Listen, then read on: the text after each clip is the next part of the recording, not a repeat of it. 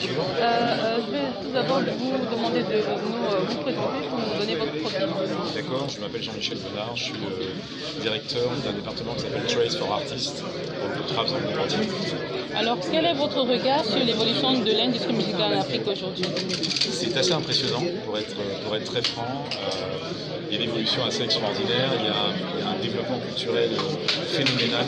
On voit ce qui se passe avec l'amapiano, avec l'afrobeat, y compris avec des artistes en Europe, aux États-Unis, francophones, américains, anglophones, qui font un carton dans le monde entier.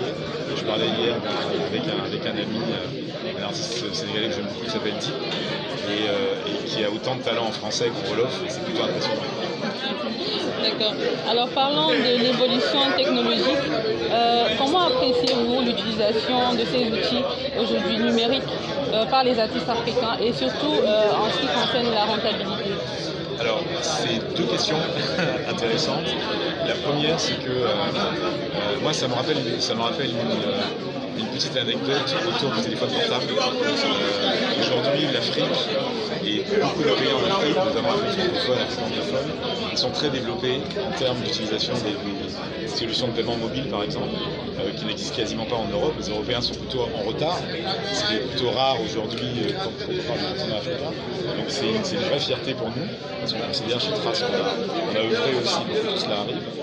Donc il y a un vrai savoir-faire de la part des jeunes artistes africains qui comprennent parfaitement l'usage des réseaux sociaux et de toutes les nouvelles technologies.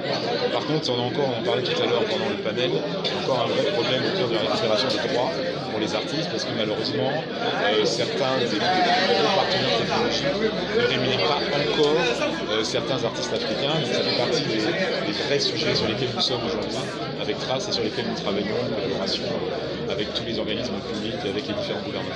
Justement, en parlant de cette problématique, est-ce qu'on peut avoir quelques réponses que vous comptez mettre sur la table pour résoudre ce problème? Alors on travaille, je pense que vous connaissez tous la blockchain, c'est des technologies dont on a tous entendu parler.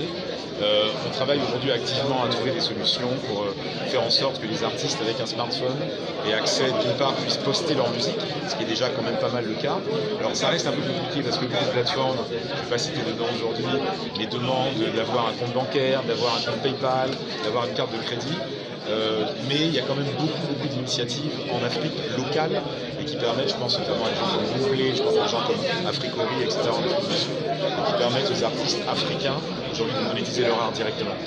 Merci beaucoup. Je vous en prie. Je peux avoir votre carte, s'il vous plaît?